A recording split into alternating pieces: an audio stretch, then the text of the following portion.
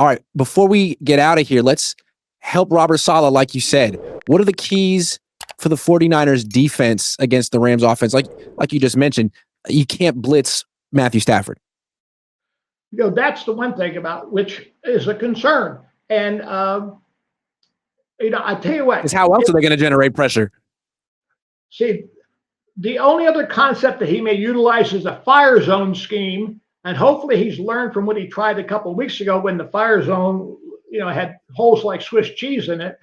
But he's going to have to play a high percentage zone and say, okay, we're going to have to play great coverage, force Stafford to throw the ball underneath, and then make tackles. The best defense for the Niners is for Stafford to be on the sideline, which now puts more pressure on Kyle to control the clock, to control the ball, to eat up clock time with offense.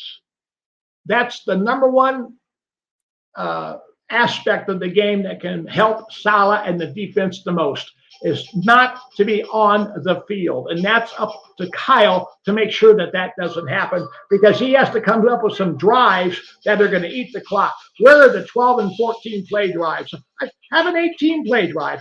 I remember one game we were running an offense and we had the ball on the opening kickoff.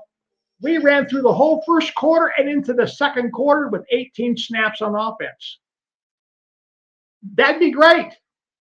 But then you better score when you have that drive, because you're not going to get many drives because you just ate up the whole first quarter. You got to produce some points. And see, that's another thing. The Niners have the big advantage field goal kicking with your guy Pinheiro. And the biggest weakness for the Rams is their kicking game. Their field goal kicker, the kid from Stanford Carty, is having a very shaky year. And that's where the advantage may come down at the end of the ball game. If it's a tie ball game or tight ball game, Pinheiro's got a chance to win it. But the Niners have got to get him to that position with the score at such a point where he can be the difference maker for the Niners. That's interesting. So, like, the offense isn't really there to win the game for the Niners. It's there to sort of help the defense, win time of possession, keep Stafford off the field. But really, it's all about their kicker. The Niners have the best kicker in the game, and if they don't turn the ball over on offense and they can just convert some third downs and win time of possession, Eddie P just might win the game for him. If they can play small ball successfully offensively, they could win this ball game like 20-17. If they get out there and they're in long yardage situations all day and Mac Jones is exposed to the pass rush and getting knocked down, getting sacked, and they're getting 3 and outs and things like that, Stafford's going to find a way to make some throws. And then the Rams will win the game. It depends upon how Kyle structures that offensive design and the success of the offense as to whether the Niners are going to win, because the Niners defense, when they're exposed, they have too many holes. They have too much weakness to be able to shut Stafford down. And the weapons the Rams have in the passing game are too much for the Niners to handle, because they can't get pressure on the quarterback. So now they're going to be exposed at linebacker and secondary play in pass coverage.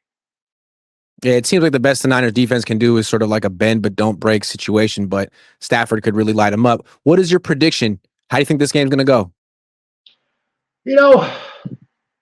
I look at it this way. This is going to be one of these 23-17 ball games. And I think, unfortunately, Kyle being Kyle, I kind of think that he's going to spit the bit a bit, and you're going to look at the Rams pulling this game out, despite the weakness they have in their field goal kicker, who misses extra points as well as field goals.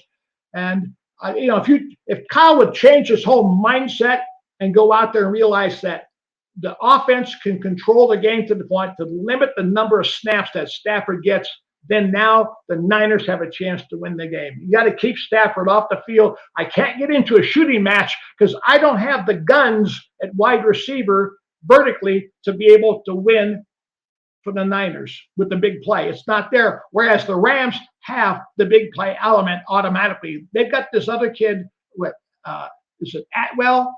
Tutu Atwell is there. The guy had an 88-yarder, and he's an unknown factor. All of a sudden, the guy's ripping out a big gainer, and they have that speed and they have that element, and they've got Devontae Adams and they've got Puka Nacua, and those guys are a difference maker. If you let them have that opportunity, you've got to be able to keep them off the field. Well, one of the biggest wins for the Niners this year was week 1 against the Seahawks. And a big way they won that game was their offense not scoring a lot of points. They scored 17 points, but they held the ball for more than 37 minutes. And afterward, I saw Robert Saleh in the locker room, and he was so giddy. His defense had just given up 13 points and sealed the victory with a forced fumble. And he slapped me on the back and said, "It's nice when the offense holds the ball like that. If only I had an offense in New York that could just hold the ball like that." So that's the game plan. That is true. I'd say, hey, there's no secret about it. If the Niners can dominate the clock, can move the ball up and down the field, put points on the board, Stafford can't score when he's sitting on the bench. It's true. All right. Well, it's time for me to go see if Brock Purdy's toe feels any better or if Ricky Pearsall's knee feels any better. I'm thinking no. It's going to be a while. But, Tom, this is great. And, again, I think we deserved the game ball for last week. They had a rough game in Houston. We brought them right back. And if they beat the Rams, we're gonna have to have a spot on the front office, or at least the coaching staff. What? They beat the Rams this week. Their playoff aspirations and opportunities just go to the top of the list. They really put themselves into that situation where they're working downhill from that point forward if they can get over this hurdle.